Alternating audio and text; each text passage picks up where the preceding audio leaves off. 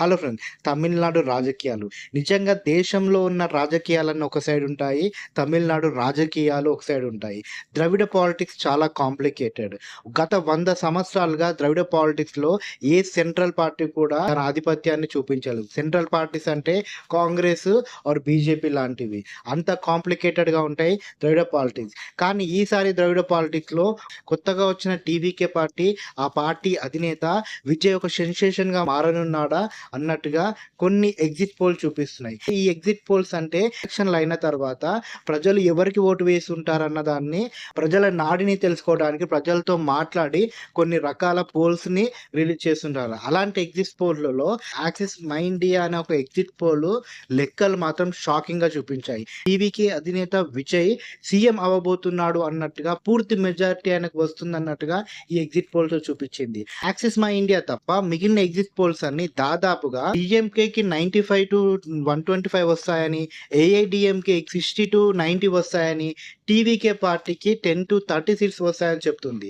కానీ axis My India మాత్రం టీవీకేకు 98-120 seats వస్తాయని, డిఎంకేకు 90-110 సీట్స్ వస్తాయని, ఏఐడిఎంకేకు 20-32 సీట్స్ వస్తాయని తేల్చేసింది. నిజంగా ఈ axis My India exit poll అనేది ఇప్పుడు దేశవ్యాప్తంగా ఒక సెన్సేషన్‌గా మారింది.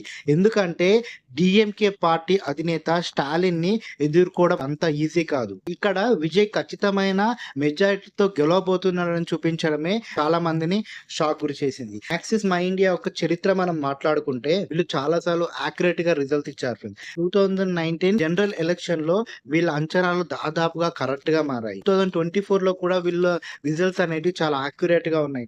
దాదాపుగా వీళ్ళు 90% వరకు యాక్యురేట్‌గా వీళ్ళ రిజల్ట్స్ ఇస్తుంటారు. కానీ కొన్ని చోట్ల ఓవర్ ఎస్టిమేషన్ వల్ల వీళ్ళ రిజల్ట్స్ తిరగబడ్డాయి కూడా.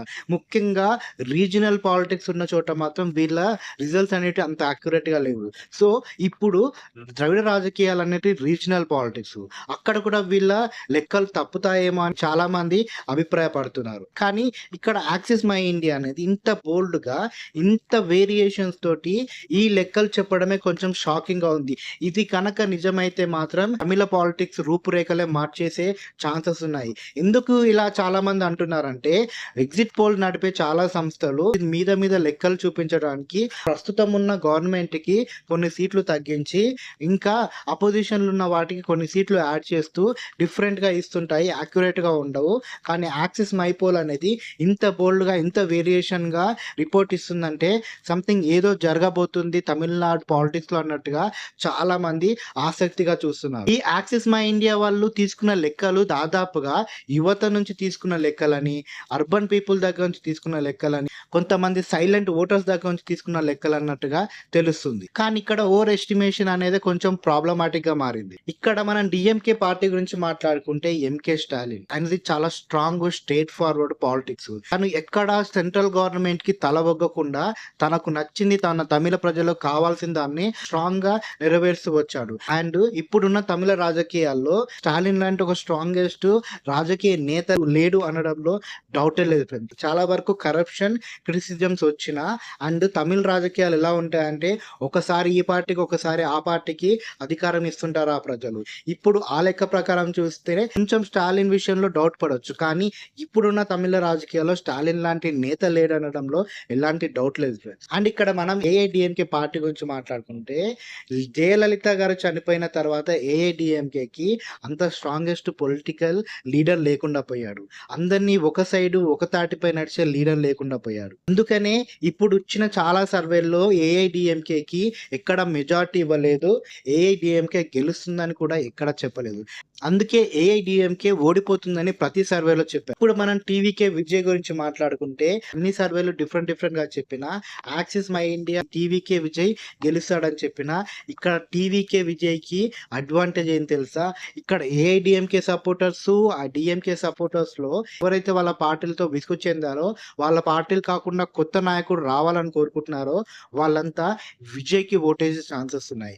సో, ఇక్కడ ఓట్లనేటివి చీలిపోయి విజయ్‌కి కొన్ని సీట్లు ఎక్కువగా వచ్చే ఛాన్స్ ఉందన్నట్టుగా 3 పార్టీలలో ఏ పార్టీ కూడా అధికంగా సీట్లు కావాల్సిన సీట్లు తెచ్చుకోకపోతే మాత్రం విజయ్‌కి ఒక మంచి ఛాన్స్ దొరికే ఛాన్స్ ఉందన్నట్టుగా పొలిటికల్ అనలిస్ట్ చెప్తున్నారు. అప్పుడు విజయ్ ఏ పార్టీకి సపోర్ట్ చేస్తాడో ఆ పార్టీ అధికారం అధికారంలోకి వచ్చే chance ఉందన్నట్టుగా.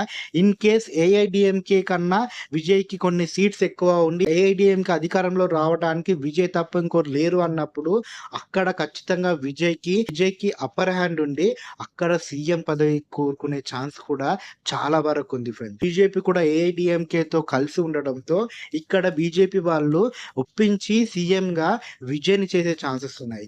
In case axis My India results గనక విజయ్‌కి ఆధిపత్యం ఉన్నట్టు చూపించినట్టుగా ఆధిపత్యం వస్తే మాత్రం విజయ్ ఖచ్చితంగా ఒక కింగ్‌లా మారతాడు. లేకపోతే హంగు వచ్చినా కూడా విజయ్ ఏఐడీఎంకేతో కలిసి కింగ్ మేకర్‌గా అయ్యే ఛాన్సెస్ కూడా ఉన్నాయి. నిజంగా ఇది తమిళ రాజకీయాల్లో చాలా పెద్ద మార్పుకు కారణమవ్వబోతుంది. ఇప్పటి వరకు డీఎంకే లేదా ఏఐడీఎంకే అంటూ ఉన్న తమిళ రాజకీయాల్లో ఇప్పుడు మూడో ప్రత్యామ్నాయం వచ్చిందన్నట్టుగా చాలామంది అభిప్రాయపడుతున్నారు. టీవీకే విజయ్ గనక 30కి పైగా సీట్లు వస్తే మాత్రం అదొక పెద్ద అచీవ్‌మెంట్ అని, ఈ అచీవ్‌మెంట్ ద్వారా విజయ్ రాబోయే కాలంలో ఖచ్చితంగా తమిళనాడు ఏలే ఒక రాజకీయ నాయకుడిగా నిలబడతారని చాలామంది తమ అభిప్రాయాలు వ్యక్తం చేస్తున్నారు. ఇక్కడ ఏఐడీఎంకే అనేది పూర్తిగా కొలాప్స్ అయిపోయింది. టీవీకే పార్టీ అధికారంలోకి రాకపోయినా ఇన్ కేస్ ప్రతిపక్షంలో ఉన్నా కూడా విజయ్‌కి రాబోయే రోజుల్లో మంచి అవకాశాలు వస్తాయన్నట్టుగా చాలామంది పొలిటికల్ అనలిస్టులు చెప్తున్నారు. ఇక్కడ ఫైనల్ కంక్లూజన్ మనం మాట్లాడుకుంటే అన్ని పార్టీల సర్వేలు స్టాలిన్ సీఎం అవుతాడని చెప్తుండగా కొన్ని సర్వేలు మాత్రము హంగ్ వచ్చే ఛాన్స్ ఉందన్నట్టుగా చెప్తుంది. యాక్సిస్ మై ఇండియా పోల్స్ మాత్రము టీవీకే విజయ్ సీఎం అయ్యే ఛాన్స్ ఉందన్నట్టుగా చెప్తుంది.